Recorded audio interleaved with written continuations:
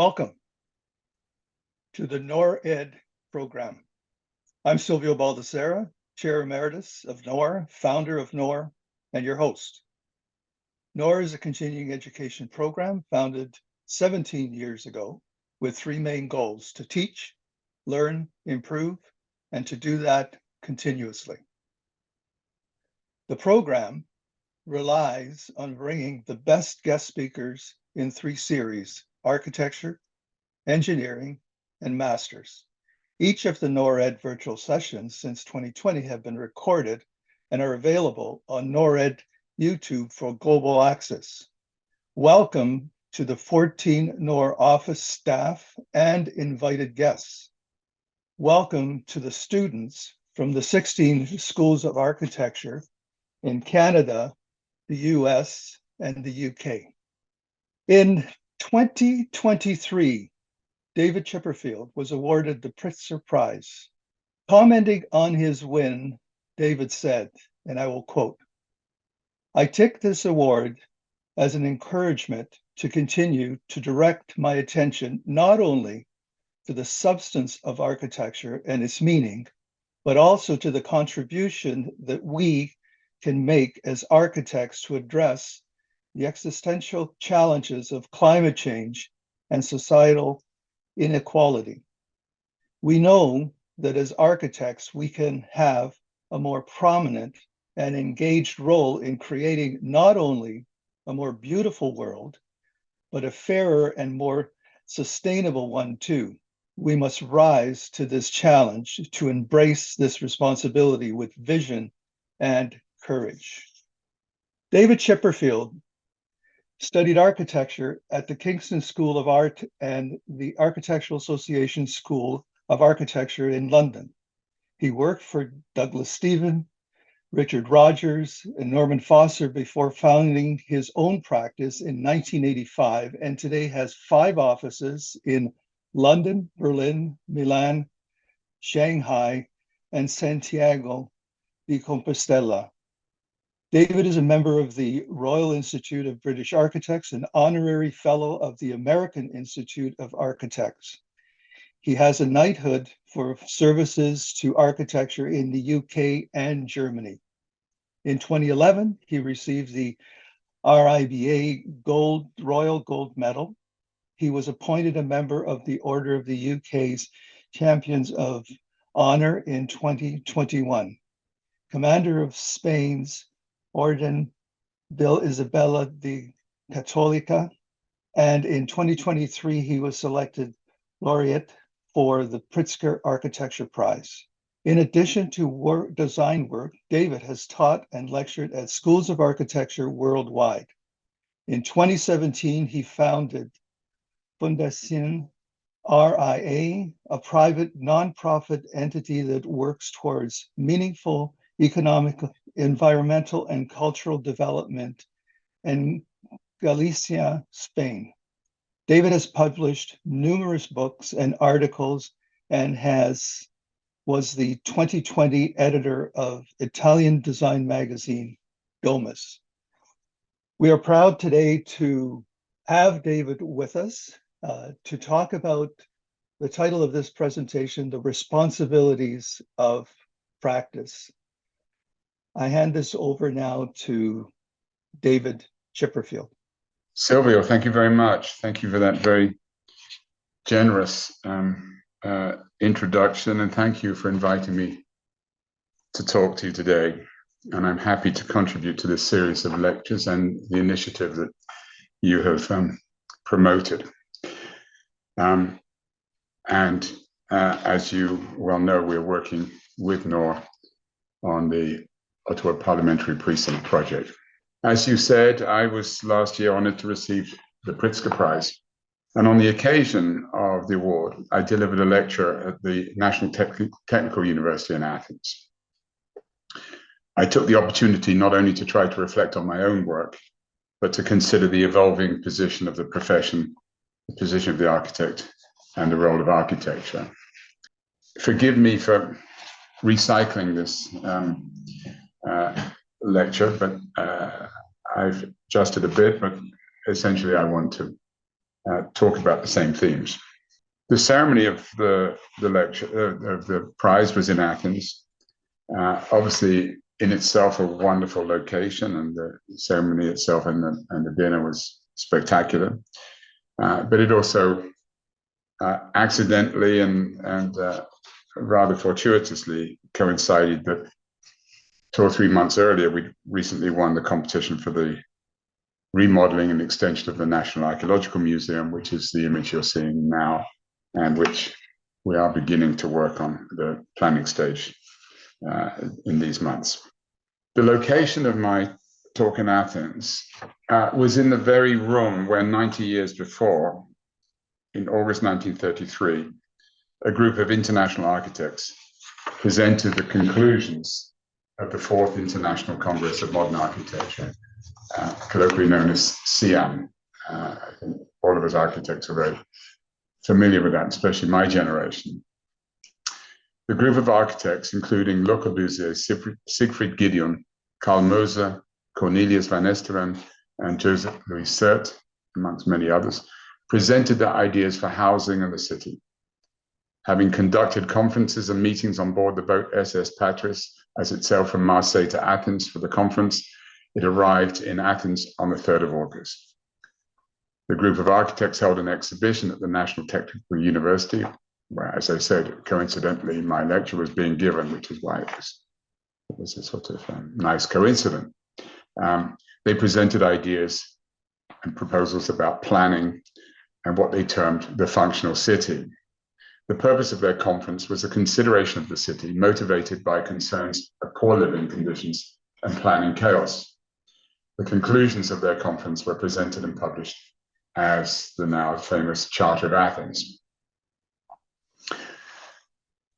The conference laid down the guidelines for urban design, which in turn became the basis of modern urban planning. Its basic premise was that the construction of our cities needs to be more focused on the conditions of its inhabitants.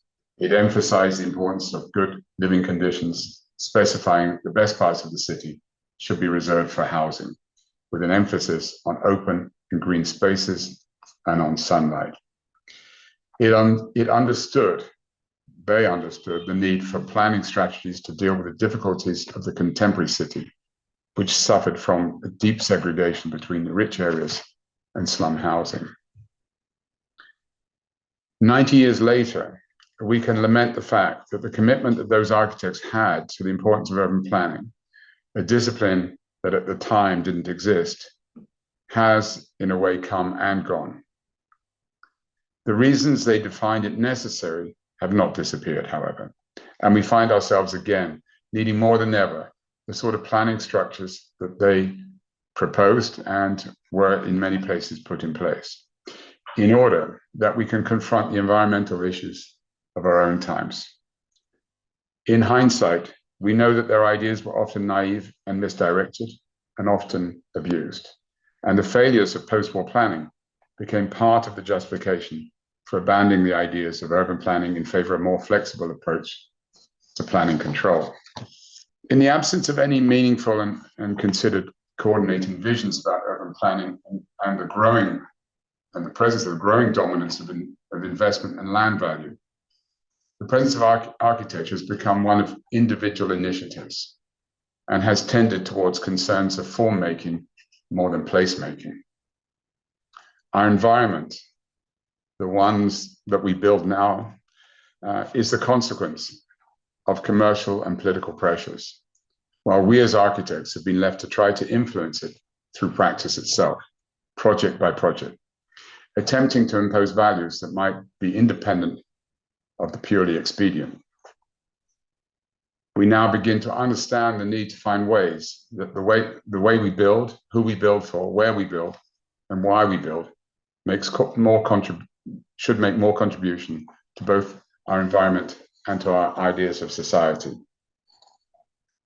I wanted to use the lecture on the occasion of the Pritzker Prize as an opportunity to reflect on the issue of professional responsibility and the role of practice, to consider through our own work how we all struggle to deal with the conflicting concerns we have within practice. Furthermore, how we might begin to reframe practice in light of the fact that the way we plan our environment and protect our resources must play an increasingly significant role in how we all deal with the existential challenges of climate change and social inequality. My lecture is in 4 parts, and I will attempt to organize ideas, attitudes, and concerns developed through the empirical process of practice, while at the same time engaging images of our work in a sort of autobiographical manner to support it. Through this interplay of the physical projects and the attempt to organize thoughts into some sort of coherent approach, I will attempt to convey the dialogue we have as a practice. I would attempt to convey the dialogue we have as a practice, interested in developing and enjoying the substantial qualities of architecture alongside the development of an intellectual framework within which each project might both inform and develop. Firstly, a brief summary about the responsibilities of practice. Brief summary about the responsibilities of practice, the predicament of our contemporary situation, and how at this moment in history, when we must really address the issues of environmental degradation and social inequality, we find ourselves as a profession both complicit and apparently helpless. Secondly, I will show some of our work in order to explain how we develop through the actual experience of practice an attitude to the physical, substantial, and experiential opportunities of architecture itself. Thirdly, I want to explain through practice how we develop not only a physical body of work, but a developing understanding of our potential responsibilities. Responsibilities fulfilled not only by the physical, but culturally and socially. Finally, I will raise the topic of how, within the restrictive realities of commercial practice, we must try to adjust our focus increasingly towards the challenges of our time, challenges that can no longer be peripheral to our view of architectural practice, but indeed must determine the way we must reframe practice itself. Architecture and planning have become reactive instead of proactive. The shape and character of our towns and cities are increasingly a consequence of global investment. I think we all know what I mean by this, that the forces of investment are giving shape to our cities. Looking out of the window of our London office, the ever-changing image of the city, and seeing the ever-changing image of the city, it is clear that our attempts as architects to help create a more considerate and careful environment based on the needs and quality of life is struggling against other more powerful forces that don't put environmental or societal responsibilities at the front of our decision-making process. The power of global investment has an overwhelming influence. The explicit relaxing of planning, which has been seen as a hindrance to investment, planning has been a hindrance to investment and development, has abandoned the concerns of Siam regarding quality of our cities and how we live. Housing is no longer seen as the purpose of our cities. The exploitation of escalating land values, unrestricted by strict planning policies, creates an investment and property ecosystem that dominates all other urban considerations and encourages the commodification of architecture. This is the ultra-processed city. We know it's bad for us, but we can't resist it. The absence of coherent planning visions has allowed economic convenience and the pursuit of profit to disproportionately define the type of environment we build. This has resulted in the hollowing out of the center of our cities and the thoughtless destruction of green land. In turn, it has also promoted the construction of settlements without form, character, or community. 90 years on from the Charter of Athens, we once again have to ask serious questions about how we plan, not only our cities, but our environment. We cannot ignore the fact that the industry within which we architects operate, construction and development, is one of the major contributors to climate change. 36% of CO2 emissions are generated by the process of construction alone. Continuing to build in this manner is an unsustainable use of resource. It also reinforces a sense that we prioritize our efforts and resources in a way that is centered on individual comfort for the fortunate, rather than assuming responsibility for quality of life for everyone. In order to build a better and more beautiful world, we must focus on the challenges of environment, the protection of resources and biodiversity, and the causes of social inequality. Architectural achievement independent of these concerns will increasingly have less and less meaning. If we don't want to be consigned to the building of commodified architecture or fascinating follies, we must engage with the challenges that will increasingly shape our lives. We cannot rely on architectural progress to be only measured by the exceptional achievements, the occasional flagship project that has managed to attract the right and favorable conditions to demonstrate what is possible, but still exceptional. We can no longer admire architecture as the obstinate refusal of prevailing conditions, a sort of guerrilla activity against the forces of political indifference, investment, and profit. While the delight of architecture might be resolved in the elaboration of physical and material form, these qualities cannot operate independently of social, commercial, or political priorities. It is the role of practice to define the responsibilities of practice itself. What I mean by this, of course, is, as architects, we are, of course, motivated, energized. You want to get up in the morning because we want to make things. We like designing. We like designing buildings. We like using materials. We like make space. We can never, or should never, surrender that passion for architecture itself. But at the same time, we have to be more and more considerate and focused on what that passion is for. The practice of architecture is full of contradictions. It assumes artistic and creative visions, and yet it depends on objective and technical foundations. Moreover, it relies totally on others to commission us, and on even more others to make it happen. This reliance defines our status and that of architecture. In spite of our commercial and contractual constraints, we strive for artistic independence and social relevance. However, we cannot claim to be artists or poets. We have a simple grasp on scientific matters. We are naive sociologists and total beginners as environmentalists. We have little public influence and even less political outreach. As Alvaro Siza once told me, as the world becomes full of specialists, we become specialists in nothing special. As practitioners, we can only develop ideas and philosophies through practice. An architectural studio develops its identity over time. It is an empirical process combining erratically theoretical and practical concerns within the front-line conditions of professional commercial practice.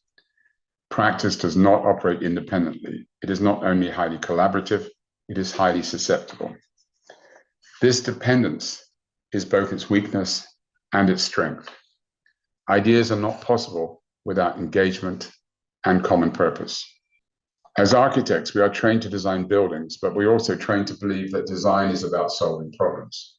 We are concerned with the physical world of making places, buildings, spaces, staircases, facades, the stuff.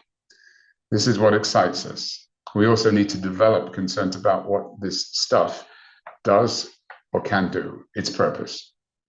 Architecture cannot be only about itself. It cannot be satisfied by solving problems of its own making or of justifying itself only within the narrow limits of professional practice or formal innovation. We must believe that with this stuff, we can make a better and more beautiful world. So I want to talk about the idea that, in a sense, slightly different to, I guess, the condition 90 years ago, and in a way, I would say even when I was a young architect, we cannot look for architectural theory as something to be applied and direct practice. I believe that we have to evolve theory through practice. Architectural practice is an empirical process where priorities, passions, techniques, and teamwork have to be developed within the constraints of practical and commercial viability. I think we all understand this struggle between running a viable and continuous enterprise, and at the same time dealing with priorities and ambitions of our own making or our own definition. This was the very beginning of my practice, and somewhere in here is probably Jamie Fobert. Actually, he's probably... I'm at the back, yeah, in the white shirt. I think you are. I think you're standing up at the back. Or you're coming, or you came in late.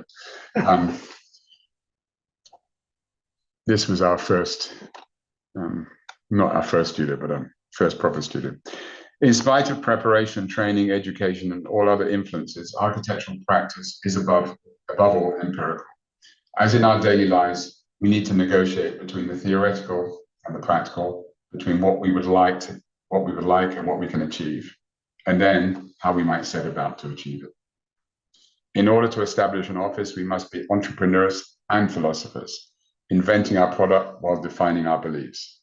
We have no model beyond those who we admire through the results of their work. We have little clue how to define our destination, let alone how to invent the machine that might get us there. If this weren't enough, we must continuously make sense of the tasks we are offered, trying to shape them into our own view while being in turn shaped by the very experiences we are trying to control. Meanwhile, our creative and intellectual process must be developed between confidence and doubt. We are in a continuous process of being in and out of control, controlling and being controlled, confident and doubtful through every stage of practice.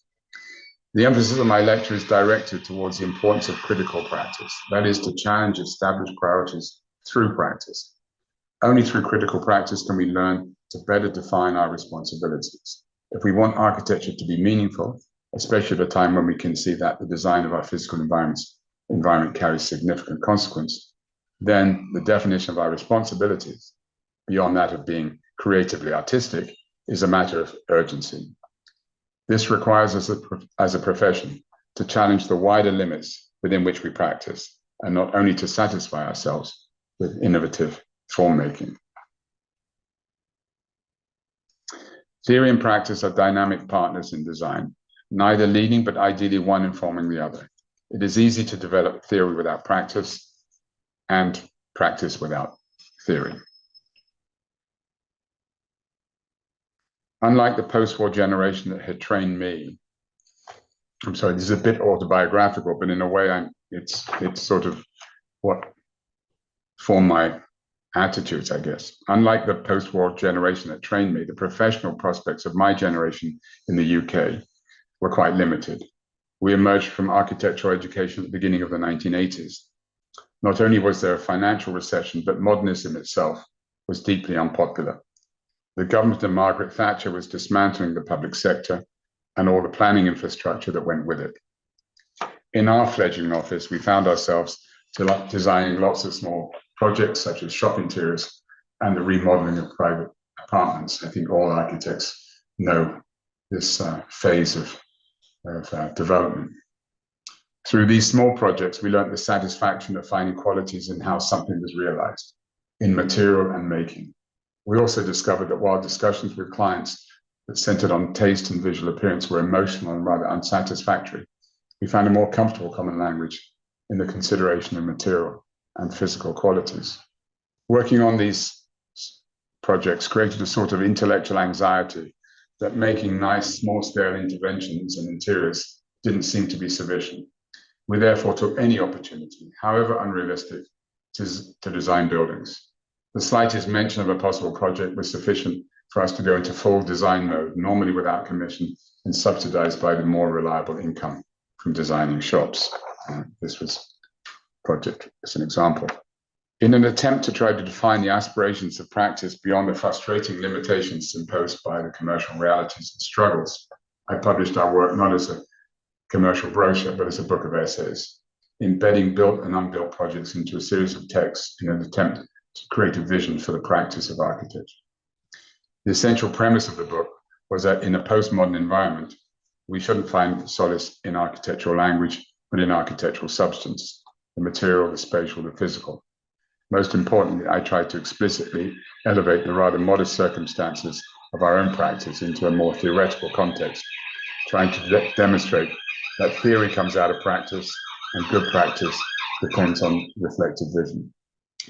The opportunity of working in Japan had encouraged me and gave me the confidence in modernism and in the physical qualities of architecture.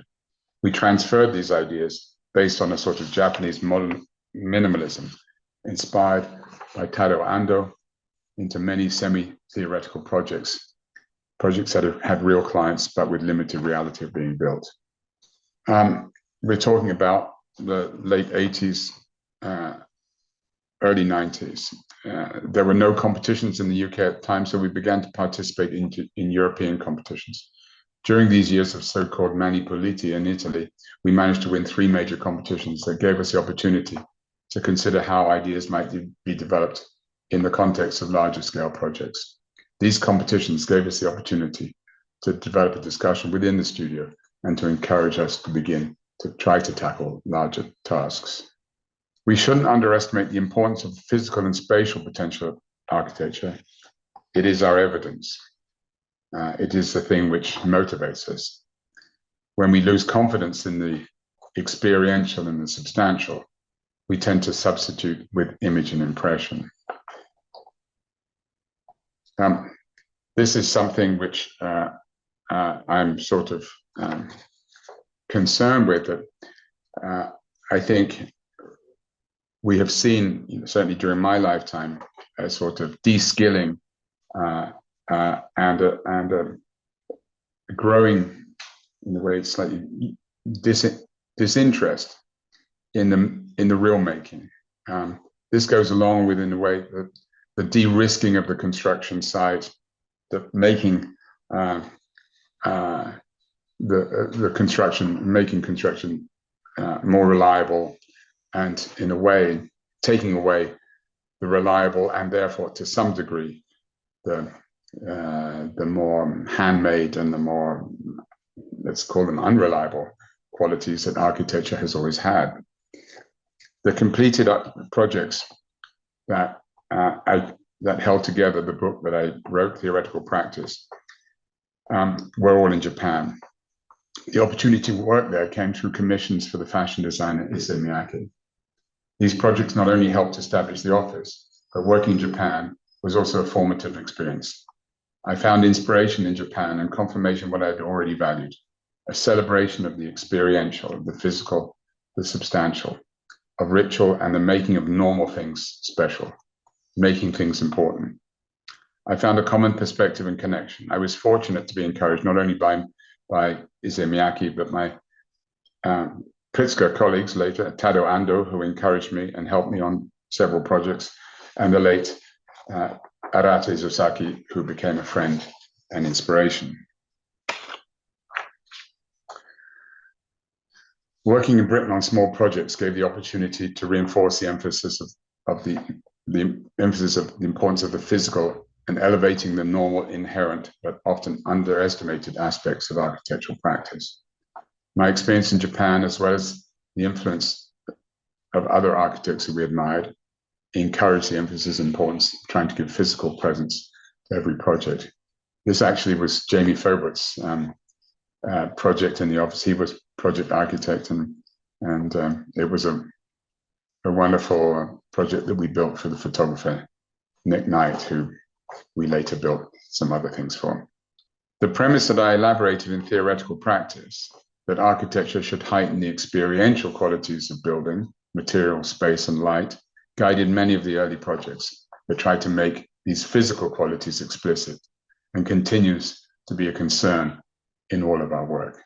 This is a brick house in Berlin, and obviously, in a sort of Kahnian way, is concerned how to make a brick house bricky, as Kahn would say next. However, contemporary construction processes and project management increasingly tends to discourage explicit material and construction qualities in favor of de-skilled efficiency. Buildings are typically built as frames in steel or concrete, and then they are clad with materials. Cladding tends to define the character and presence of most buildings. Tectonic or material expression doesn't arrive naturally in contemporary construction.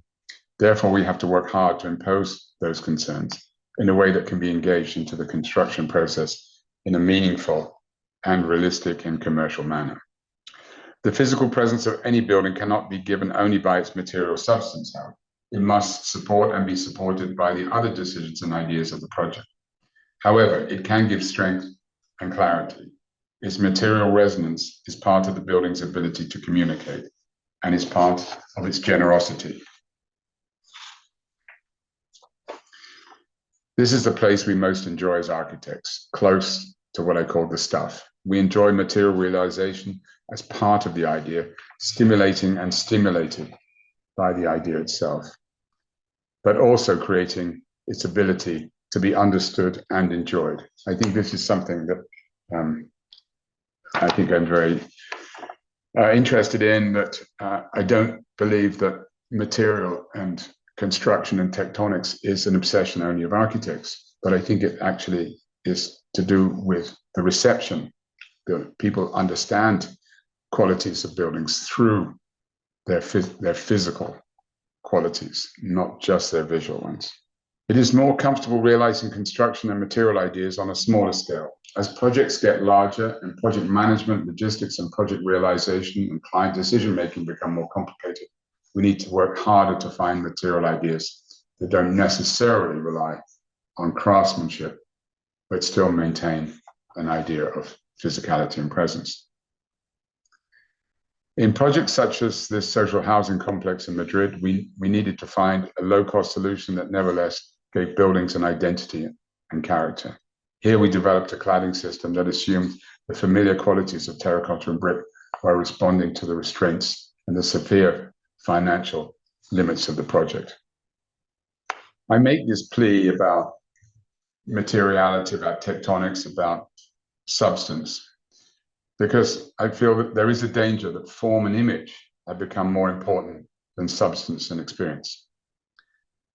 That we've seen a period where silhouette, iconic architecture, and form making have dominated the architectural discussion. And architecture can't only be justified as an expression of formal experimentation or individual creativity. Material substance and a commitment to ideas of construction are not sufficient to generate the ideas of building form, even if they can give discipline to form making. However, giving form and shape to ideas remains one of the central design challenges for architecture. How we generate form remains perhaps one of our most uncomfortable discussions. We would like to believe that it's an objective process determined by function, performance, or context. But in truth, it's a willful exercise, one that provokes the most reaction and is critical to the discussion and promotion of architecture. It could be said, in a society so influenced by image, that architectural form has become disproportionately important in the assessment of architecture. An excessive interest in form making is partly due to the currency of imagery itself, and partly due to a loss of confidence in substance and materiality. While it is clear that architecture has become rather over-concerned with form making, it cannot be underestimated that form and identity are critical to the relationship that needs to develop between buildings and their users, effectively their audience. In the desire to appeal and compete in a consumerist and often virtual world, architectural form has often become an exaggerated requirement of architecture itself, and worryingly, it has replaced other responsibilities and qualities. My concern then is how we generate appropriate and meaningful form that isn't stimulated by the need to be chosen, but for the long-term relevance and significance of the building itself.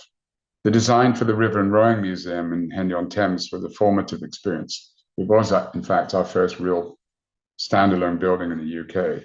And it happened, unfortunately, in a way, to be in an extremely conservative environment where modern design was explicitly, I would say, disliked. I would even say hated. Public sentiment was strongly against modern architecture. We're talking about the late 80s. It became clear that in this very English environment, any modern building would be seen as provocative.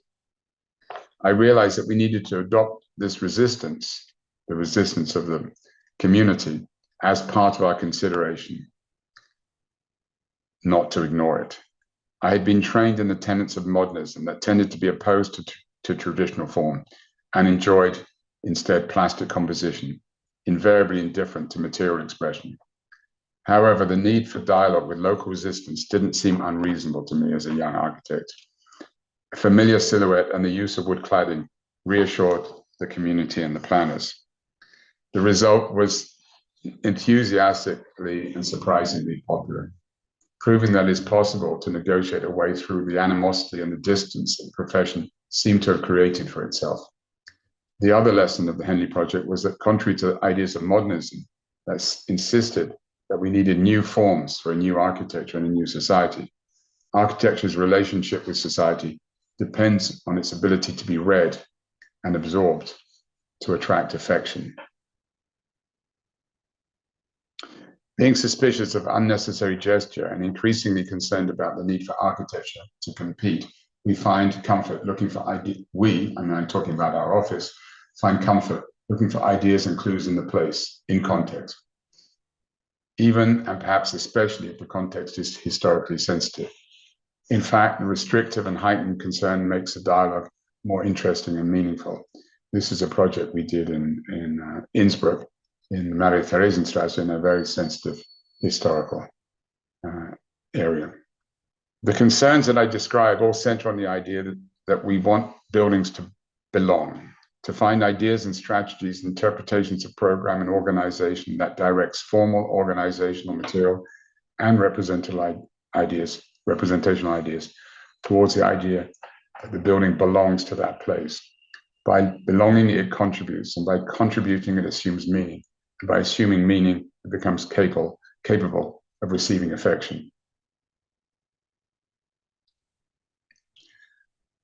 Not all locations are obliging or offer obvious urban context. Sometimes we need to work harder and involve the real manipulation of program organization in order to create a form that creates its own context.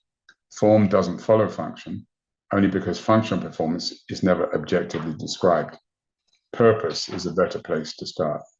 At Museo Jumex, the client wanted to position his important private collection in a highly public location. From the desire of the client to open the building as much as possible to the public, we took advantage of the benign climate of Mexico City that allowed us to open the ground floor. The raised platform plaza managed the contradictory concern about the unreliable security status of public space in the city. Although through engaging these different concerns, we wrestled our way through an evolving iterative process of forms to create a building that could somehow locate itself and hold its place in such a robust urban environment. Designing a building is not just a professional entitlement or creative opportunity, but a social and cultural responsibility. I think it's fairly clear what I mean by that, but it's something we always have to remind ourselves. What we learn through practice is not only about how to invest the individual building with physical and experiential qualities, but how to make it relevant to collective concerns and meaning. In discussing the challenges of making form, we introduce the idea of meaning and dialogue with place and community. In the desire to belong, we open the discussion on another aspect of practice, what we might describe as professional entitlement. This goes to the heart of our role as architects. If we think of ourselves as artists, then it's natural we should be somewhat protected. If, however, we are a service, which is how our clients view us, then our protection is subordinate to our loyalty to the client. If we believe that our client is not only the one that pays for us, but the ones that depend on us, the user, the public, the citizen, we now have three protagonists in play. We have the architect and their creative and artistic integrity, the client with their programmatic and economic demands, and something much vaguer that we might call the unrepresented client, the citizen, the user, the normal person. Sometimes this third player is represented through administrative pressure or local resistance. Building and planning legislation administration is part of this third player, but it's become a more reluctant participant, concerned not to overstep its role. Administrative approval or client encouragement might be a mandate, but it's not an entitlement. As architects, we have to assume the social and cultural responsibilities and opportunities of each project. In an old-fashioned way, we might describe this as professional conscience. As architects, we have a position of privilege and responsibility to question how our project contributes beyond the task. Each project is an opportunity to engage our clients to assume this responsibility with us. All architects will say the same thing: good clients make good projects. But we are also responsible for making good clients. My first buildings were in Japan. Knowing next to nothing about the cultural society, nothing about the construction industry or the building codes or regulations, I worked from a position of weakness, not entitlement.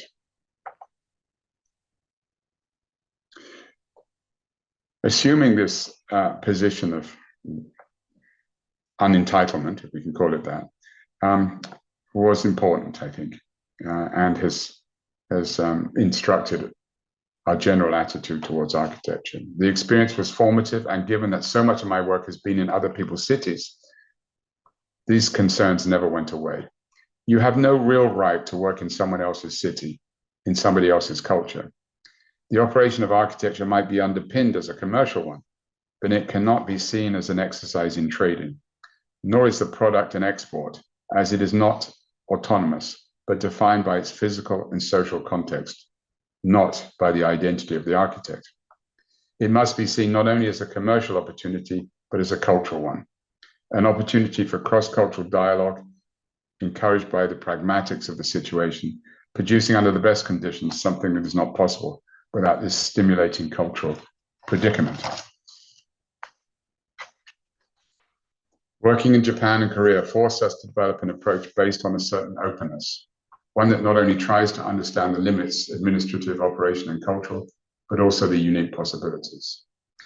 The culturally fragile position of the foreign architect has the possibility to create a heightened concern to make a meaningful contribution. These concerns should always come into play, but in the elevated cultural condition of a different cultural context, they seem to become more explicit. If a project is a place of learning, the experience of the Noise Museum in Berlin was a profound one. The complicated political and emotional context of a reunifying Berlin put us in a situation of heightened emotions. We were also intimidated by the challenges of restoration and reconstruction, a subject that we were nearly totally ignorant of as an office. Just to summarize, the task was a reconstruction, the rebuilding, the restoration, and a mixture of all of those things of the ruin of the formerly Egyptian museum that had remained a ruin since the war, since 1945, and was located on the east side of the city. And with the reunification of the city in 1994, it became one of the projects, a focus project in the process of reunification. The project, over its long planning and realization process, became a lesson in collaboration, resistance, persuasion, justification, and coercion. The project was highly contested. We wanted not to make a copy of the original building, which would have been to some degree the obvious and default position, but we wanted to protect in the way that maybe a piece of archaeology would be, or a painting, that the original should be, what survived should be maintained, and what the process of stabilizing that should be subordinate to the original fabric.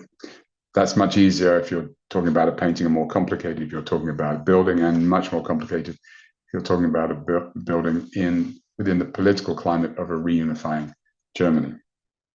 The project, over its long planning and realization process, became a lesson in collaboration, resistance, persuasion, justification, and coercion. Above all, it demonstrated the need to set out clear, comprehensible principles and intentions, to develop explanations and ideas in an attempt to find common purpose.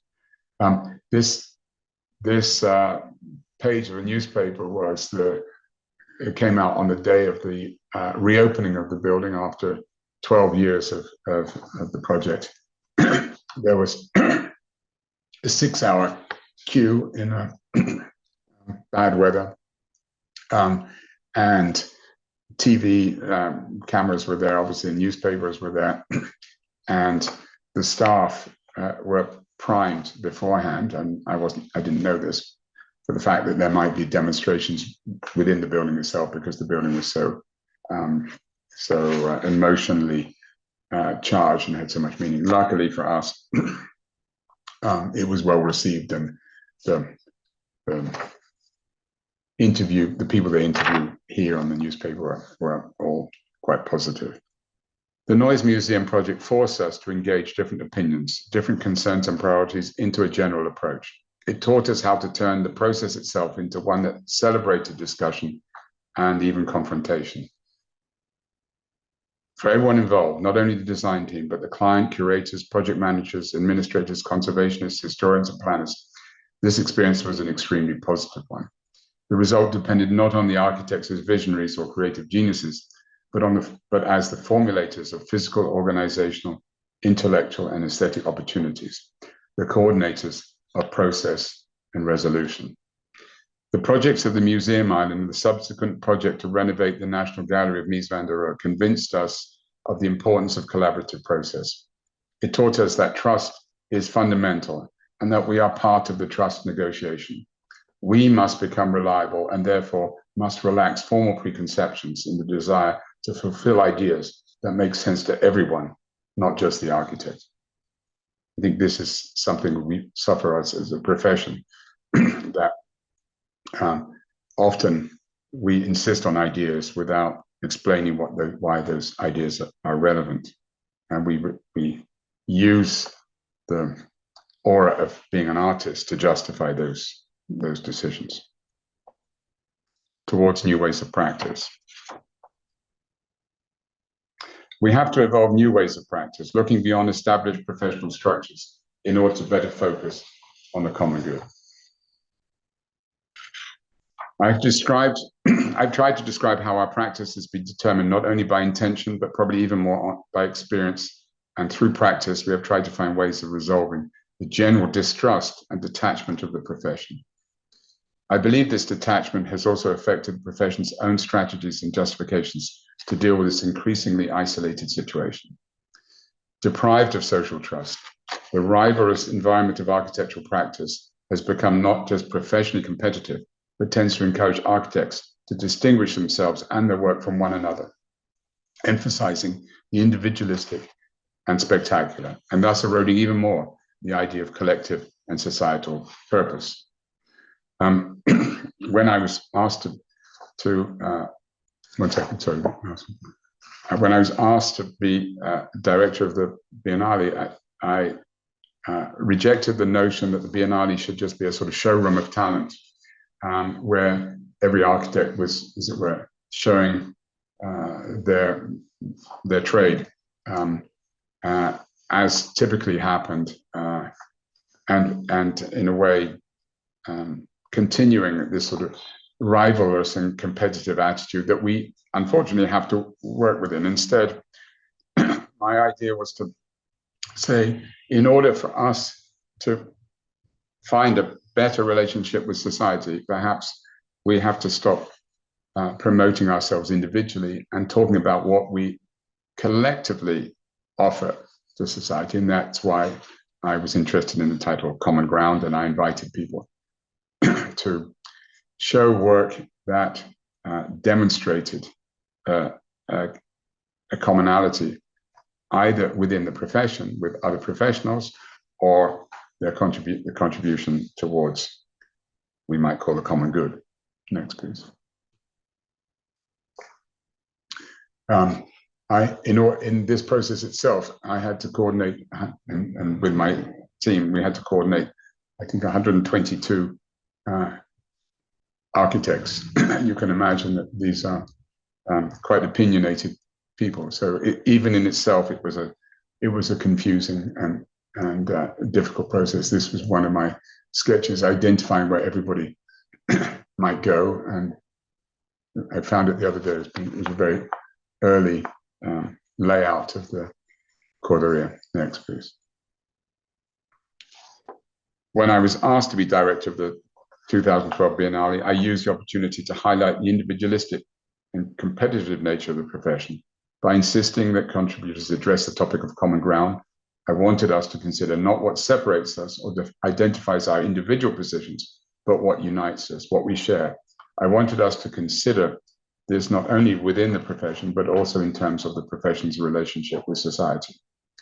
Working with a small team led by Kieran Long and Rick Neese, we established a dialogue with more than 120 architects, negotiating their submissions in order that they conform to the theme of the Biennale. This is the submission by Herzog Demeron, where they show all the newspaper articles. I mean, they showed models of the Philharmonie in Hamburg, but they also showed all of the newspaper articles that were published objecting to the project. The project at that time was still in debate. And interestingly, during the Biennale, politicians and clients came and looked at the Biennale, and I think Jack even sort of presented the project there, and then he thought that the location actually helped the project, or the discussion helped the project. So I was very interested in it, that so many, well, all of the people that participated accepted the premise of that, and we only let projects participate if they took the spirit of what we wanted the discussion to be. Next, please. Some years later, in 2019, I was asked to be guest editor of Domus magazine for 1 year. I tried to use this as an opportunity to further dialogue about common purpose and the role of the architect. In the 10 editions, with the support of others, especially with Olivia Lawrence Bright, I wrote a series of editorials that tried to position architectural practice within the larger societal challenges and opportunities. As part of this approach, I involved many colleagues and collaborators to participate in an attempt to spread the editorial voice as widely as possible in order to represent not only the formal, physical, and visual aspects of architecture design, but the societal, emotional, and intellectual ones as well. I gave voice to architects that I admired and who I wanted to describe for themselves, and I wanted them to describe for themselves what they felt the role of the architect should be. A series of articles that went under the title Good Practice involved me visiting various practitioners and discussing with them how they practice, how they wanted to practice, and whether the current conditions force us to reconsider how we need to practice in the future. The list of good practice tried to cover the spectrum of different approaches, from people clearly operating in a more participatory ways, Joe Noero in South Africa, Andrew Martin in Malaysia, for example, to Renzo Piano, who's always tried to engage, and to Peter Merkley, who was resiliently committed to architecture, probably not as a collaborative, but as an intellectual and physical act.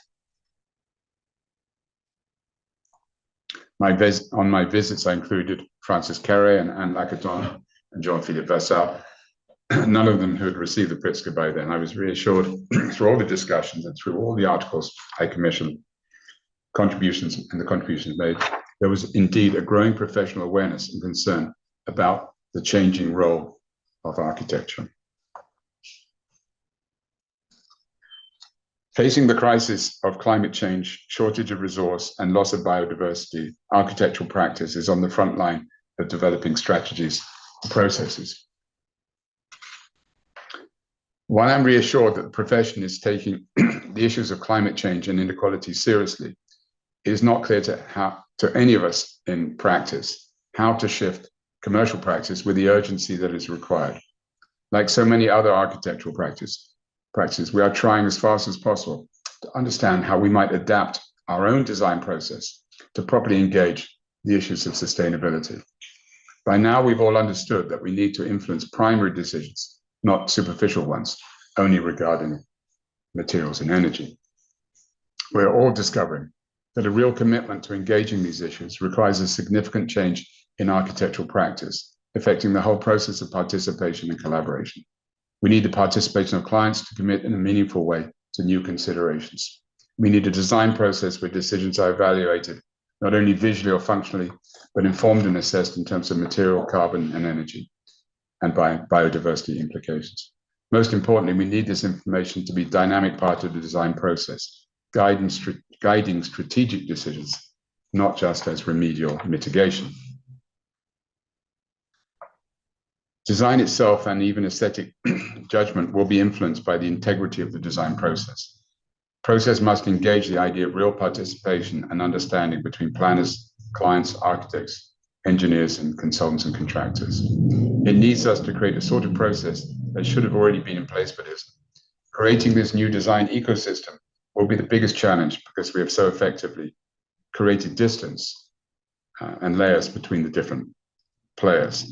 This is a project we did, we finished 2 years ago in Paris, the reuse of a government building, a rather unpopular and ugly government building that was transformed under the initiative of the mayor of Paris's program, Réinventer Paris. What is more difficult is to embrace influences beyond the limits of the project realization, influences that may have bigger results, influences that require decisions from others, keeping a building rather than knocking it down, questioning development and planning decision. These are decisions and discussions we as architects should be contributing to. The real shift that is necessary is for us to reconsider how we regard the representation of progress.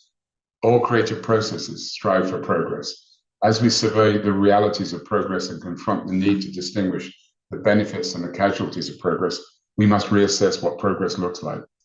Architecture has tended to confuse novelty and progress. We have scorned solutions that didn't look radical, and we have developed narratives to justify what we do as innovative. We must begin to understand that innovation might start to look different to what we've come to expect. Our long experience in Berlin has made us familiar with and interested in the reuse of buildings, not as a dull obligation, but as a meaningful and creative process, enjoying the intensity and complexity that such projects encourage. The heightened sense of meaning and history that dominated the construction and repair of buildings following the reunification of the city of Berlin encouraged us to find meaning in the repurposing and modification of existing buildings and urban settings. As a practice, we are now comfortable with the challenges of repair and reuse. These projects have given us the opportunity to find ways of reusing and repurposing based on a design process that accepted the existing material as our starting point, understanding the original history of the building and projecting future possibilities. We must learn how to apply such an approach beyond those of a historically sensitive situation to a more general condition of environmental sustainability. In other words, more typical buildings and not buildings of note. Obviously, museums, like this is the Royal Academy, where we made interventions and found spaces that could be reused. This is in Doha. It was formerly the Ministry of the Interior, a really ugly, well, not ugly, quite brutalist 60s building, which we modified into a hotel, which is now in operation. We must quickly adapt conventional practice to confront the challenges of climate change. The emphasis on circularity of resources forces us to consider different ways of practice, with more emphasis on means rather than on ends. It is critical that as we shift conventional practice to face these issues, that we must also find ways in which practice itself might be reframed to meet such a critical challenge, to become more instrumental. In spite of the impressive commitment that is being shared within so many of our projects in our office, there are clear limits to the questions that one can ask inside commercial practice. Considering this, 7 years ago, we set up an independent research studio in Galicia, northwest Spain, where my family and I have been visiting for the last 30 years. The president of the region had expressed his concern about the bad urban development architecture that has eroded the quality of towns and villages over the last 40 years. I imagine he was hoping that I would come up with a sort of aesthetic design guide dealing with colors of windows, types of roofs and tiles, etc. We took it as an opportunity to set up a small agency and began to conduct research. I was interested in trying to apply our concern as architects in a different type of studio. As a self-funding office, we were free of conventional commercial pressures. I mean, not totally free, but we had our own way of doing this. We didn't look for conventional commissions, but instead identified the issues that were caused as casualties of poor planning system. We were less concerned than the president on the objects, the rather awful buildings. We were more interested in the gaps, on the premise that the ugly buildings were the symptoms of the illness, not the cause of the illness itself. We were interested in the gaps, not only the physical gaps, although they provided physical evidence, but also the gaps of responsibility and attention, the gaps in governance between frontline community and central governance and policy, the gaps between architects and planners, between ministries of transport and ministries of urbanism. We became interested in the gaps in the procurement process, the gaps that encourage a dysfunctional treatment of the environment, the gaps that isolate common sense and common good from the decision-making process. Having put aside our normal ambitions to design buildings, it is extraordinary how useful we are seen as architects. If you want to be a really popular architect, don't build anything. Paradoxically, being so engaged and dependent on these issues, we are the best to identify and understand the mechanical failings that conspire together. However, as architects in conventional process, on the field as it were, it's difficult to change the rules while you are playing the game. Our experience is both depressing and encouraging. Depressing because while there is no conspiracy to purposely make such bad decisions, there is no clear method to coordinate decisions in a more purposeful way. The independence of decision-making responsibilities seems deeply embedded in the systems of governance. The distance between popular, on-the-ground opinions and concerns and centralized policymaking seems worryingly detached. Finally, the fact that so many decisions are made out of political agenda and expediency tends to dampen any sparks of political vision and enthusiasm. I don't believe any of these issues are unique to Galicia. I know so. My optimism in Galicia is partly founded on the desire that people have to participate in discussing their environment. Through our availability and willingness to dialogue without contract or condition, we have encouraged many to gravitate towards us, sometimes in a non-specific way. By working closely with many of the ministries, with the different local authorities and with the mayors, we've been able to demonstrate our political independence and gain trust and some independent authority. My optimism is also based on the fact that the environmental crisis and the overlapping issues of social inequality has created a new context and given us the right to interfere. A number of years ago, criticizing bad traffic planning would be seen just as that. Complaining about excessive parking, ruining public spaces, would be seen as a sort of concern of architects. We can now enlarge these issues, elevating them into part of a bigger problem that is disrespect for the environment, abuse of resources, and erosion of biodiversity. All of a sudden, the obligation is on the developer, on the administration to justify their actions, for them to stand up to measurement, not just to the grumbling discontent of an increasingly alienated community. In other words, what we've started to realize is that the issues of the physical environment are very connected to the quality of planning, and the quality of planning is very connected to the quality of life.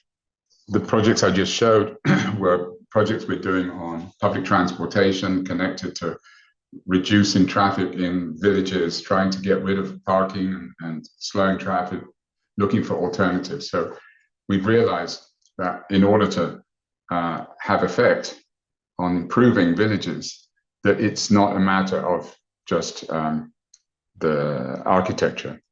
It's about the streets, and the streets and the public spaces. But then the streets and public spaces are full of cars, then all of a sudden you're dealing with cars. We're not particularly interested in traffic, but we have to become interested in traffic. If we ask the urban planner, why can't we do something about the presence of roads, they will say it's a matter of the Ministry of Transportation. When we go and see the Minister of Transport and say, well, you need to do something about this, he will say, why? And we'll say, because it's bad for the environment.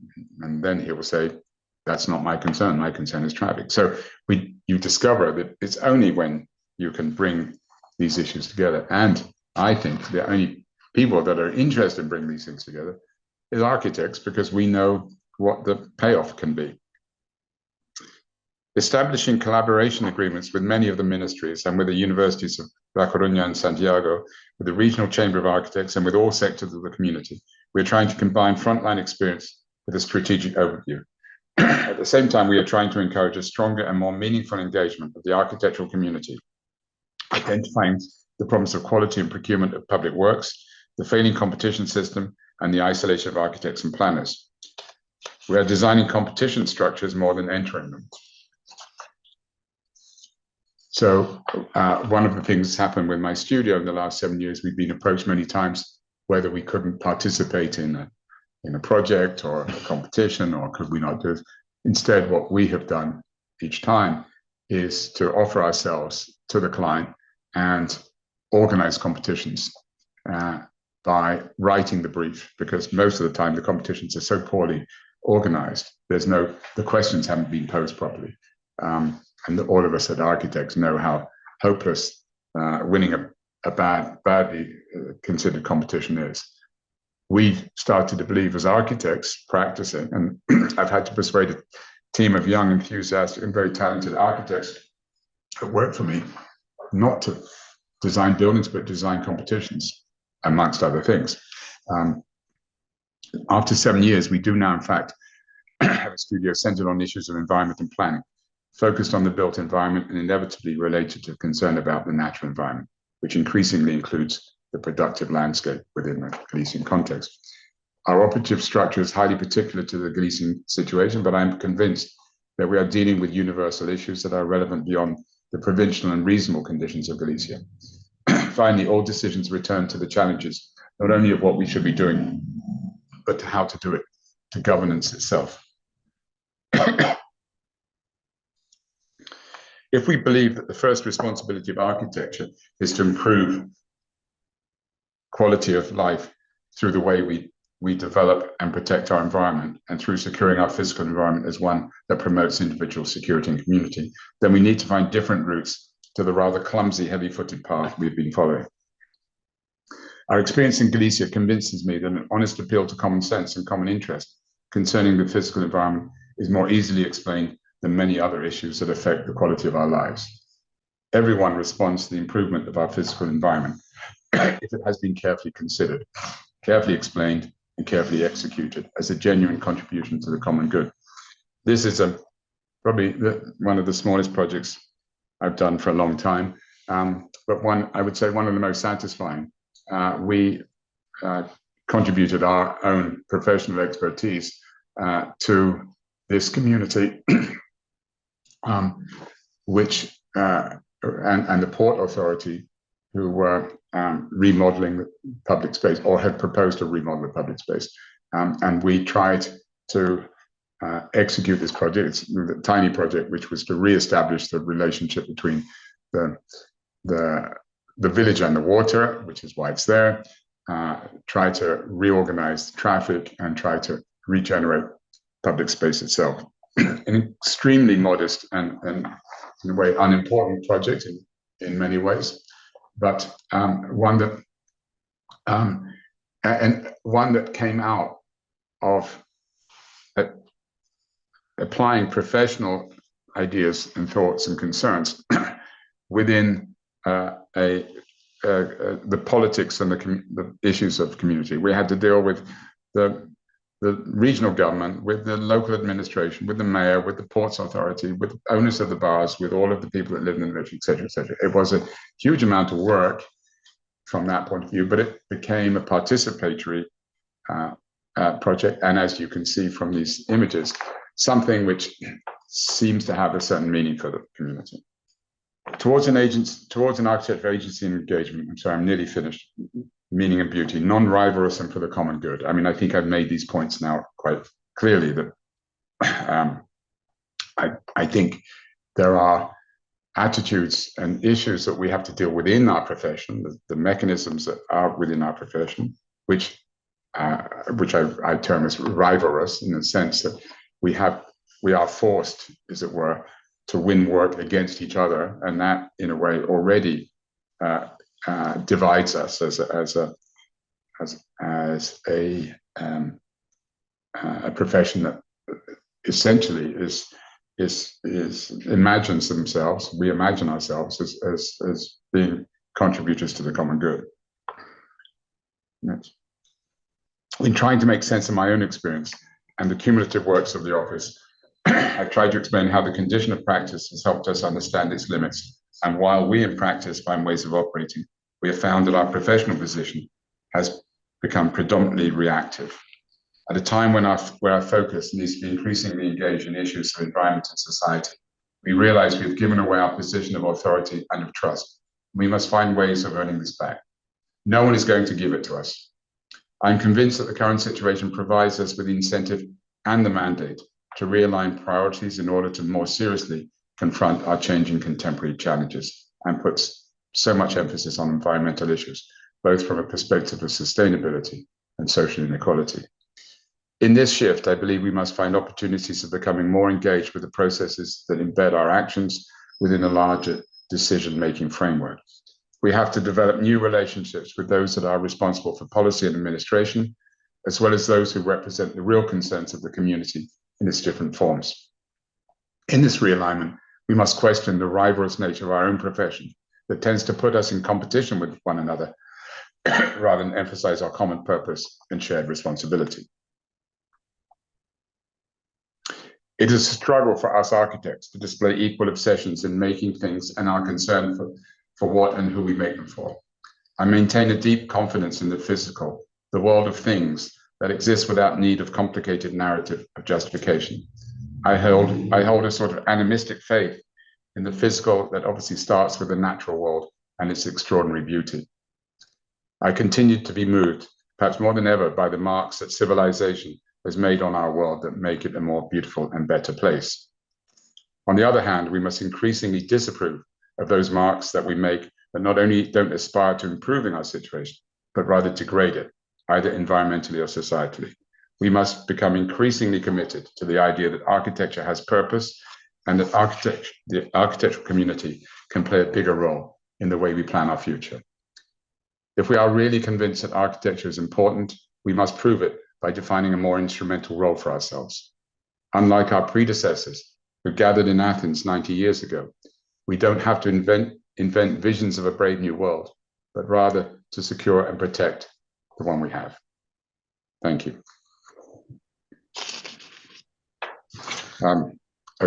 This was an amusing thing I put at the end of my Pritzker lecture because an English journalist said that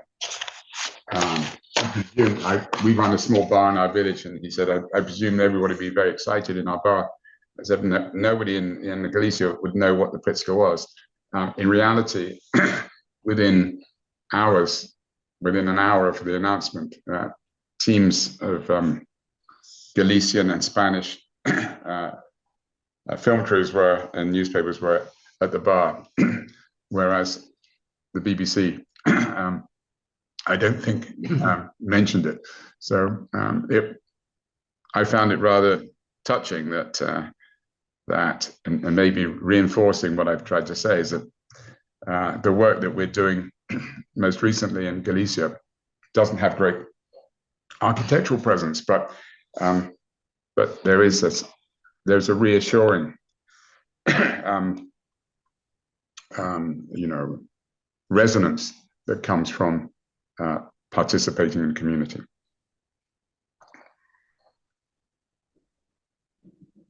David, thank you for that. And I want to go back to where you started. And first of all, I'd like to congratulate you for the Pritzker. And this presentation, which was not a presentation, it was a thesis on the responsibilities of practice. And going back to where you started, I think that the one thing that we suffer in this presentation is much like the gathering that you talked about years ago. In this perspective, we don't seem to do that very much anymore. And quite honestly, the inspiration that you've given to the 333 people that were on this talk, I think is quite incredible. The number of chats that we've just received over this short period of time is incredible, with people wanting the transcript for this, and they will get the transcript because it is being recorded. But quite honestly, very touching and very inspiring. Thank you.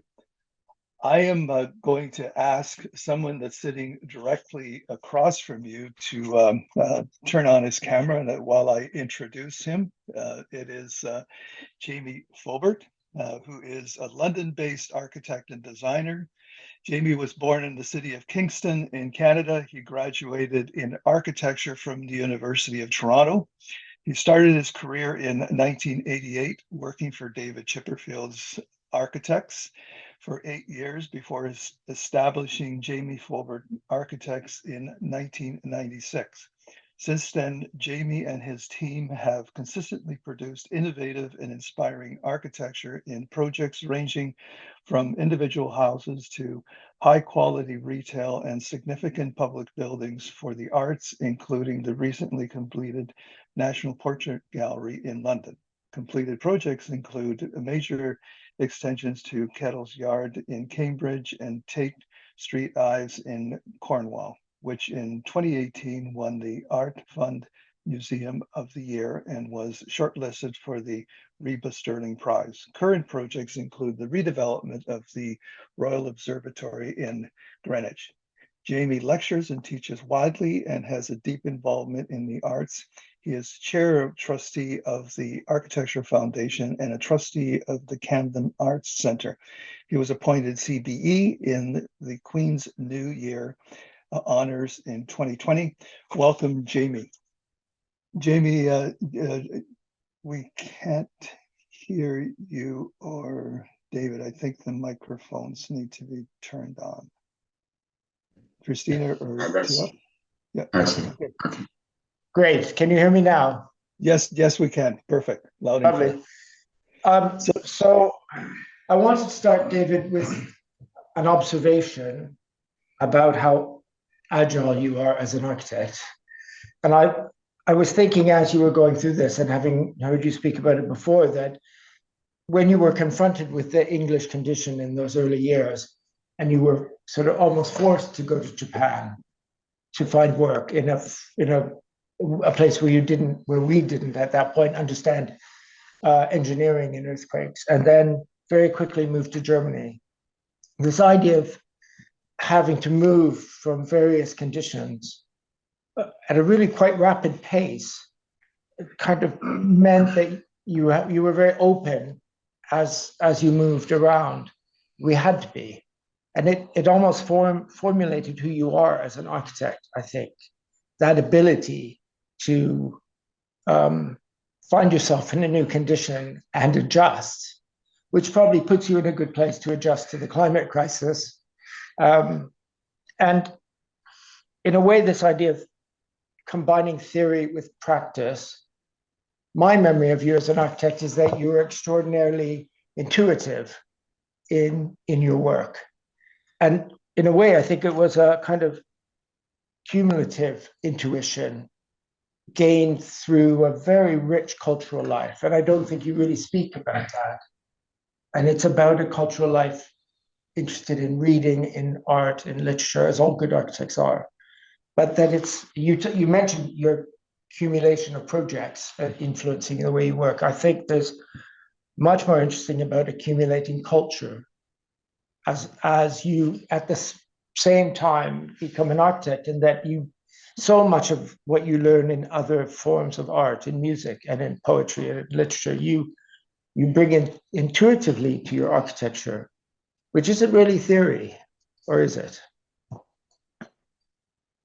No, I think I've been slightly suspicious of imposed architectural theories, and I think I grew up in the shadow of a generation of modernists. I was trained by a generation who were evidence of a sort of the failed theories of modern architecture. When I graduated from the Architectural Association, modernism was in collapse, and postmodernism was was trying to replace it as a sort of, and then deconstructivism, and then all sorts of isms. And so I think my generation, and if you think, my generation is people like Eduardo Soto de Mora, it's Roger Dina, it's Herzog Demeron. I think we were shy of grand theories, but that didn't mean we weren't interested in theoretical positions. But I think we felt that architecture was in architecture. That architecture is the evidence. It's in it, and I believe that very profoundly. We do assume and accumulate and get inspired by all sorts of things. I am interested in art, but I'm very keen to say that I'm not an artist. And no, I agree. I think a lot of architects confuse themselves by our ambiguous relationship with art. We are inspired by art. We share a lot of concerns, proportion, color, texture, aesthetics. I mean, we cannot say we don't have artistic ideas, but being an artist is different to being an architect. An artist is an irresponsible figure in a way, and socially irresponsible. I mean, we expect artists to be provocative, to ask questions that others can't, to put things in front of us, to irritate us. Try doing that as an architect to a client. They don't expect you to be disruptive. To be disruptive or rude. I mean, if you're an artist and someone comes to buy your famous artist, someone comes to buy your paintings, and you're grumpy, and you don't want to sell them anything, and you charge a lot of money, most clients think you're wonderful. Oh, he's so interesting. He's really difficult, but what a character. I'm sorry, as architects, we can't do it because we have this other aspect, which is as a service. And in a way, I think this is, I don't think that's a weakness. I think that's an important thing. It's a strength.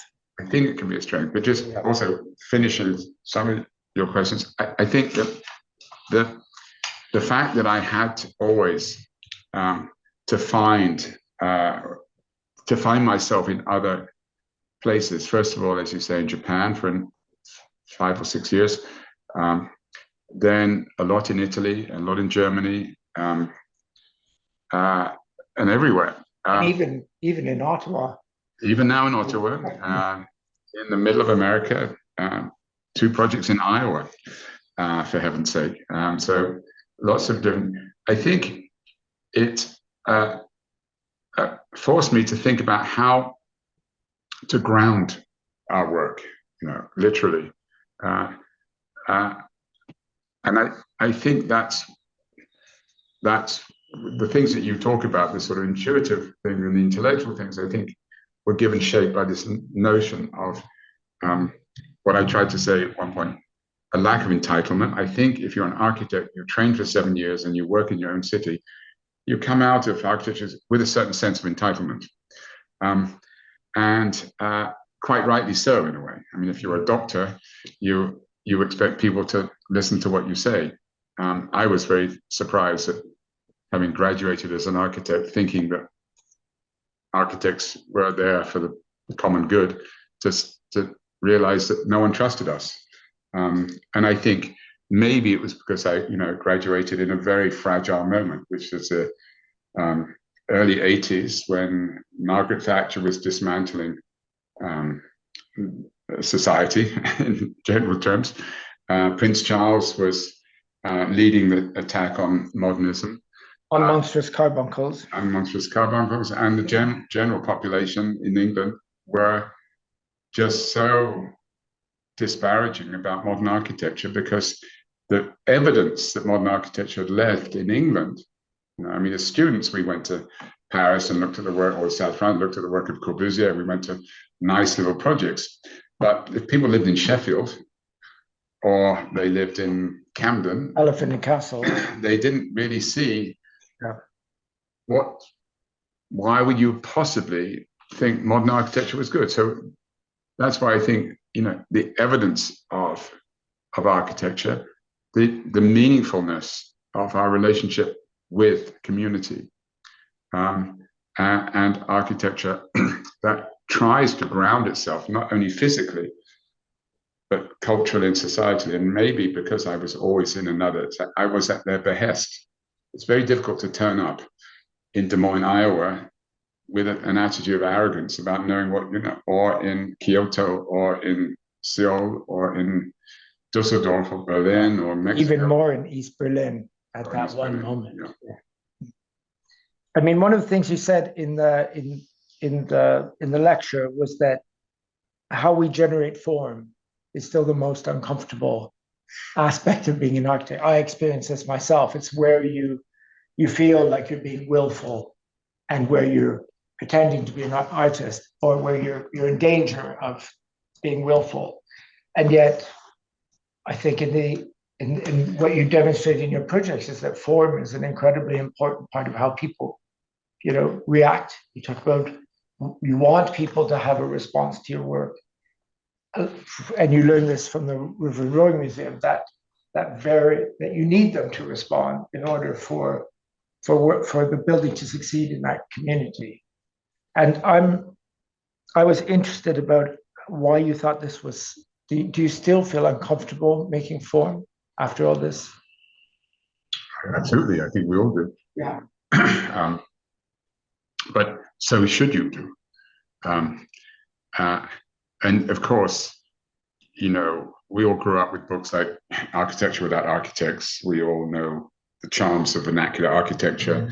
And clearly, modern movement was not immune to this anxiety as well. At the same time that the protagonists of the modern movement were visionaries and wanted to create a new architecture for a new time, and an industrial architecture for an industrial time, they were also still spellbound by the sort of charm of historical architecture.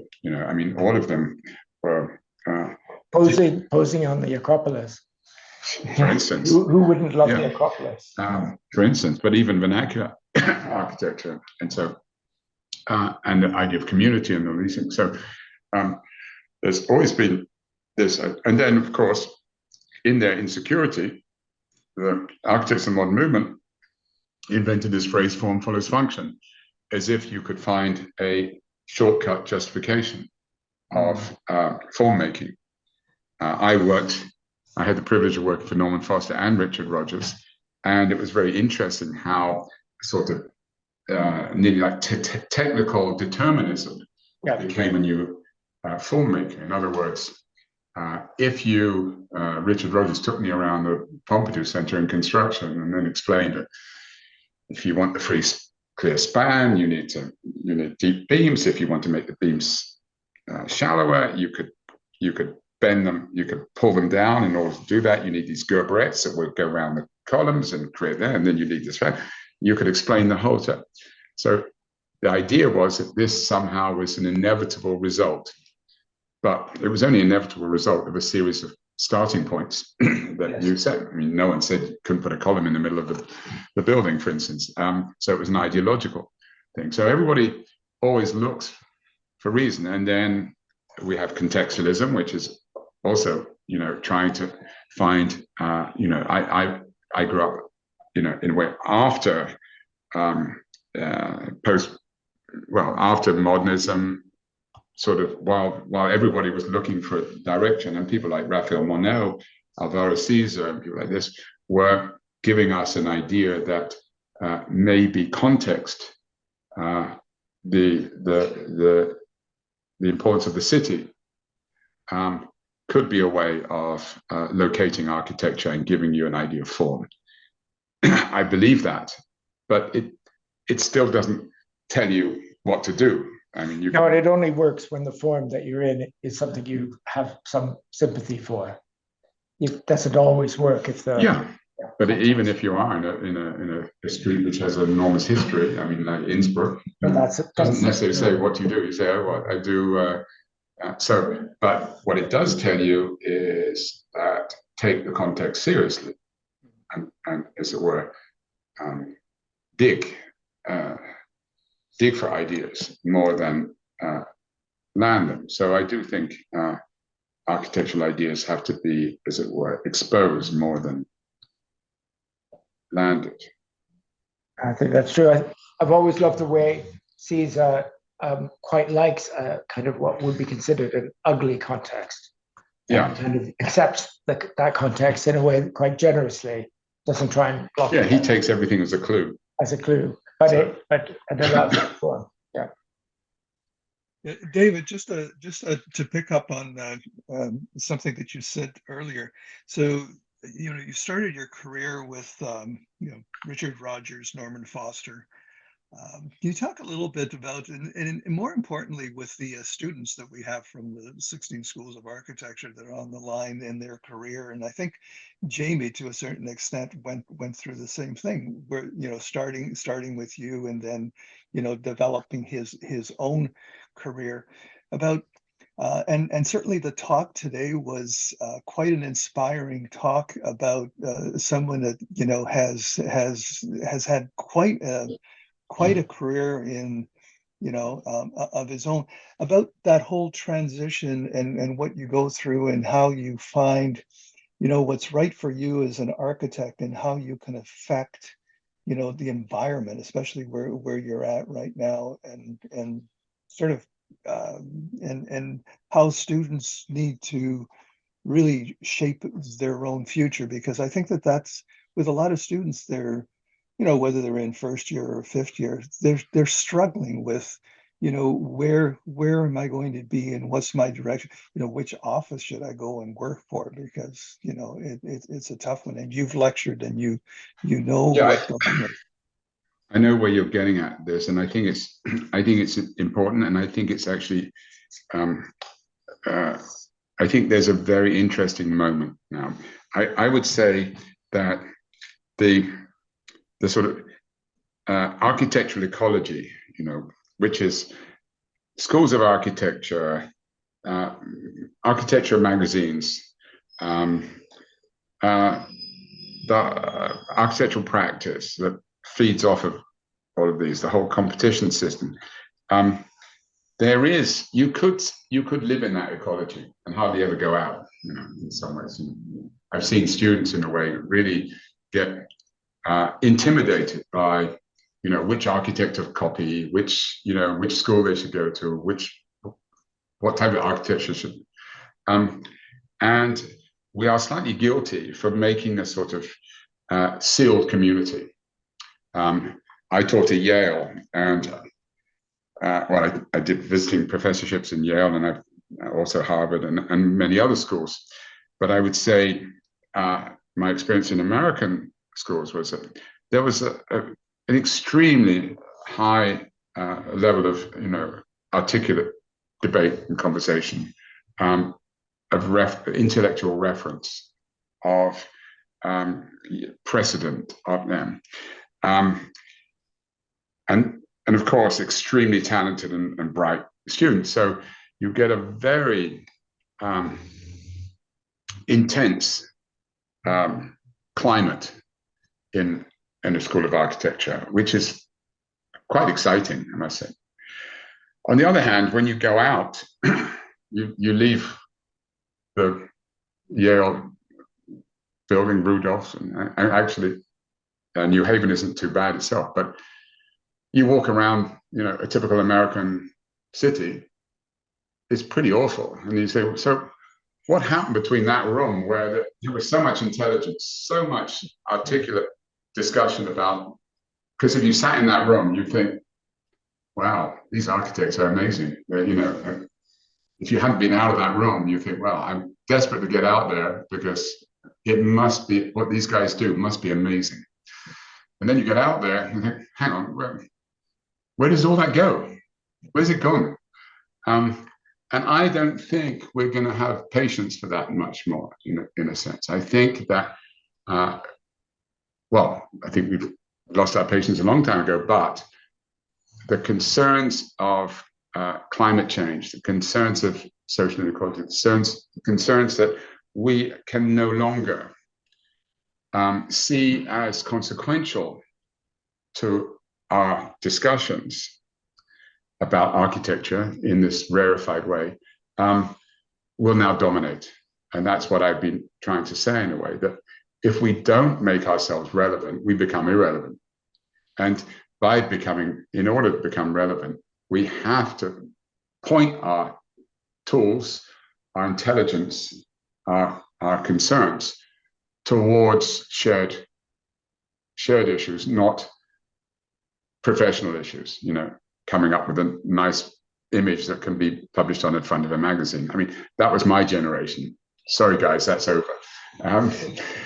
It's still going on. We've done that. So how exciting now, though, that a younger generation is starting to realize that as architects, we may perform in a more relevant manner, not just doing, commercial luxury things, private housing. Nothing wrong with those at all.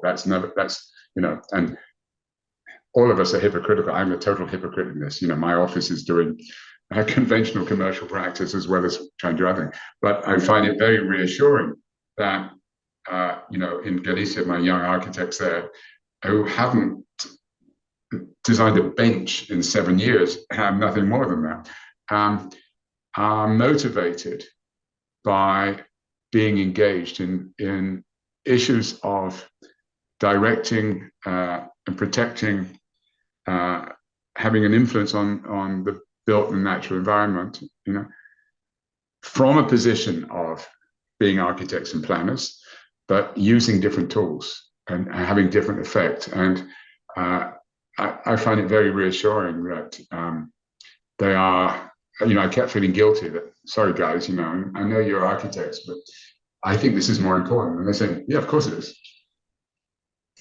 I do think that it's really interesting, a comment that you made, that it's not necessarily the architects that are shifting, but it's government and client who are understanding that if we're going to avoid a climate crisis, that everyone has to shift, and that it makes that process much more collegiate than it has been for a long time, if it's not just about money.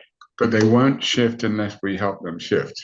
We are agents of change potential, and I think that what we do in Galicia is to use the tools against them. So in other words, no mayor anymore can say, I'm not interested in, I'm sorry, parking is, don't come to me and talk to me about parking. I mean, it's too complicated. I can't, you want me to lose my job? Get me to talk about, if I do anything with traffic, I get voted out. So I'm not going to talk. Now they can't really say that they're not interested in that because, so you're not interested in the public? Oh, yes, of course we are. Yes, absolutely I am. Okay, so can we talk about it then? Well, yeah. Do we have to? Yes. Okay. What about, so I think we can now start to turn issues back on. That's what I'm trying to say. Before, we're doing a project about trying to change a road that's running through 10 towns. And gradually, all the mayors are coming on board with the project. We instigated it and said, all you have to do is change the speed limit down from 50 to 20 or 30. Then you can narrow the road, you can widen the side street, you can plant trees. All of a sudden, you can. Now, 10 years ago, no one would have done it. Now, they're willing to. The question is, who's going to be bothered to do that? And that's why I'm saying, I think architects can do it because we see the payoff. We can see that, yeah, but how nice would that be? You can get rid of that. Then this town has a rather nice, because how nice is it? It's just being ruined by that. Couldn't we do it? That's an aesthetic thing that probably we as architects can see. A traffic planner may see it, but isn't necessarily going to be that motivated to do it. A politician may see it, but what's in it for them? So I think architects, planners, environmentalists, I think we are, as Caesar said, the specialists of nothing special, but we need to turn that around, being the sort of, actually the generalists in things, and having purpose, and seeing how you can bring things together. And I think, and that's why I tried to show Noise Museum as an example. That project was nearly impossible, except we got all the energy pointing in the same direction. We got everybody on board, instead of all fighting, which is the first year, to start to direct.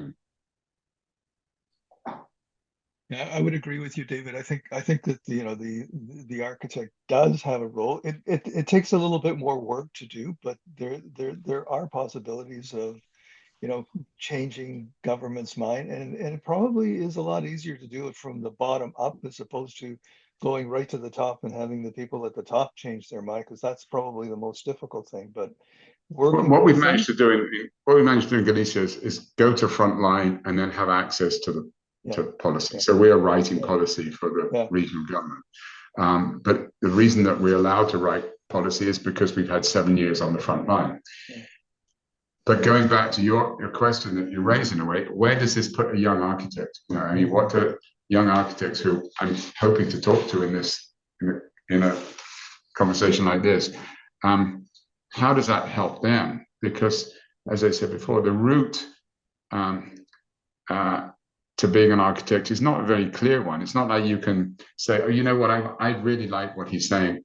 What I want to do is go and do some nice things for a local community. Oh yeah, who's going to pay you to do that? Who's going to, it's no accident. The big crisis in the UK at the moment is housing. Not the things that stick up next to the river, 28 stories tall with large balconies and sell for 4 million. But for the nearly 7 million people in poverty in this country who don't have a decent place to live in.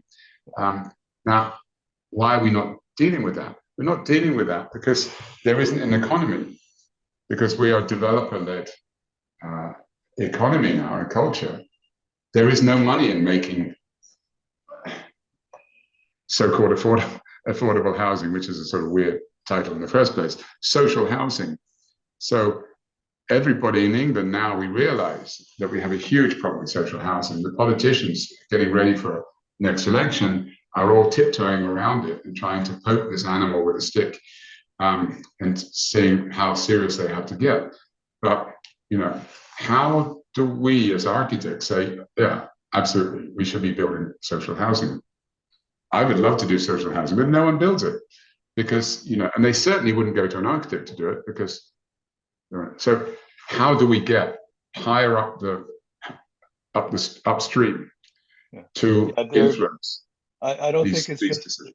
Yeah, it's not just the UK. Canada has that problem. The US has that problem. We just did 2 NORRs last year with architects from Canada and the US, and it's a worldwide issue, and it's a serious issue. I'm going to bring on Kevin Cooper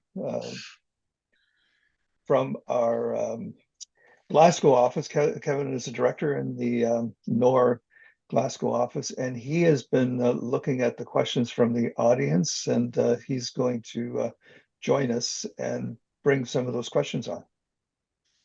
Hi, David. Yeah, lots of terrific positive comments you'll be pleased to hear, especially in relation to the kind of substance of your work. I was speaking to Professor Alan Dunlop, who I think's probably on the talk, and I thought since it's the birthday of Robert Burns, a sort of Scottish-based question might be quite appropriate.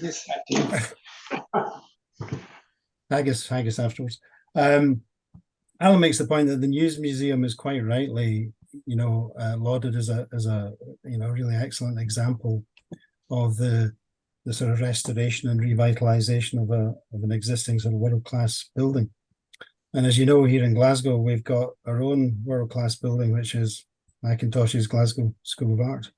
So I thought a really interesting question was, if you were given the opportunity to work with that building, what would you do? Because there's been a huge amount of debate here in Scotland about rebuild, partly rebuild, faithful restoration, lots and lots of debate. So I think, given your wonderful experience at the News Museum, it's just a really interesting question, and we wondered what you thought.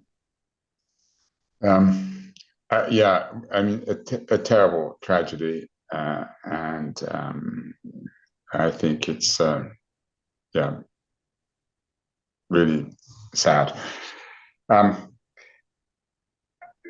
Cutting to the chase, I think a rebuild. I think if you think about Mies van der Rohe's Barcelona Pavilion, which I've been to many times, and I'm so glad it's there. Yeah. It's complete copy, an extremely good by Solomarades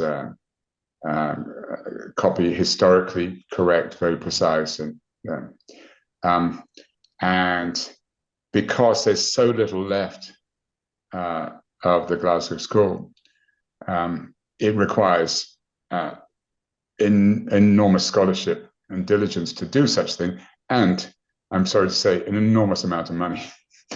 I think the worst thing, and that's why that's why we were very privileged in Germany on NORR's museum, because the money issue was not the conversation all the time. That's not to say that we had carte blanche. In fact, we gave back 32 million euros to the government. I had dinner with Angela Merkel and reminded her that I was probably one of the few architects in Germany to ever have given the government money back. But you can't do a project with that complexity without total buy-in from everybody, and that's the question. I think you can make a copy. It's not where I would go to originally, because you'd like to find some other solution, but I've been there. I don't see there's any other solution. There's not. You can't do a noise museum. I mean, noise museum, 50% of the building was left, 50% disappeared. So therefore, you elaborated beautifully, and also it had been a ruin for 50 years. So it had status as a ruin. The Glasgow School of Art has no status as a burnt out shell. It's not like you say, oh, how romantic. It's not romantic. Noise Museum was quite romantic. I mean, it was quite extraordinary when you walked around. But Glasgow School is not. I think there's the question. I don't think it's technical. I think it's financial. I think it's very difficult for a community to say, how much are you going to spend on that? What, rebuilding that? I mean, is it that important? What about all the schools that need new roofs? What about the swim? Shouldn't we be spending? I mean, that would be the difficult thing. I think it should be rebuilt. I think you can rebuild it as a very high class copy, because there's enough drawings and evidence, photographs and stuff. We know enough about it. It's not got the resonance. It won't have the resonance of the original building, of course. But I think doing a version, inviting contemporary architects to do their version of Magdalene, I don't see the point of that. I think then you just might as well do a completely new school that has nothing to do with Macintosh School. But as I say, I think if you could persuade someone with very deep pockets to support, because I think it'd be very difficult to get. I can't see how you can politically, especially in Scotland at the moment, justify that expenditure, because it would be, to do it properly, would be really problematic, I think, but meaningful. Yeah. Well, it'll be really interesting to see. And of course, there's Macintosh didn't build that many buildings, whereas somebody like Wright or Lutyens built an enormous amount. So it seems to me that there's just a handful of buildings in the world, like, I don't know, Fallingwater or Ronchamp, where you just, they're so special that you sort of need to preserve. But you need political will. Yeah. Noise Museum had the benefit that it was part of a reconstruction story of post-war Berlin. Yeah. No, interesting, very interesting. Yeah. What else have we got? Yeah, there's not so many questions, but lots of incredibly positive comments on the chat. John Stewart, who did a talk, a previous NORRED on Alvar Aalto, he's very interested in your work, obviously, and he wondered what you thought. He kind of wondered if you would describe your work as elemental classicism. Now, having just listened to you, I'm not sure you would, or you would like to be pigeonholed. But I think John, I think was interested in, it seems to me, having just listened to you, then clearly, every context is different. Every, you obviously respond. Yeah, I think to take Jamie's point further, the idea that you go to Mexico and do a building, or you go to Minneapolis to a building, or you go to Berlin to do a building. You're trying to find you're trying to find clues and ideas and reasons to do that. So I think it's the questions you ask of the project that's the important thing, and that that's a great. I think that's the fun. I mean, that's, I suppose that in a sense, people say, oh, it must be fantastic because you can just choose the projects you do, whatever the world. No. It's the other way around. I went all around the world because I couldn't choose, and I then had to keep trying to make sense of it. That's what this little book, Theoretical Practice, was trying to say. Well, what the hell? What you're doing shops, fashion shops, and other things, and so it was like trying to give shape to your accidental opportunities, and that's what we are as architects. We can't choose, and I still can't choose what I do. Therefore, you have to somehow give logic and interpretation. If you try and make them all the same shape, or you try to put them in the same mold, then I think you're wasting your time and also wasting the opportunity, because how much fun is it to go to Mexico and realize the benign climate of approximately 24 degrees nearly all year means that you can make a lobby without front door. You can keep the lobby open the whole year. And I think that part of what the question's asking, and that out of the projects that you've done, like the Noise Museum, you've been able to look back at classicism and bring in colonnades and proportion and columns and elements which were viewed in the 90s. You would never have done anything that was classical, but now you've been able to accept those things, and it's not fascist architecture and it's not classicism. Because we're talking about to some degree, we're talking about the German work, and classicism, was a very important part of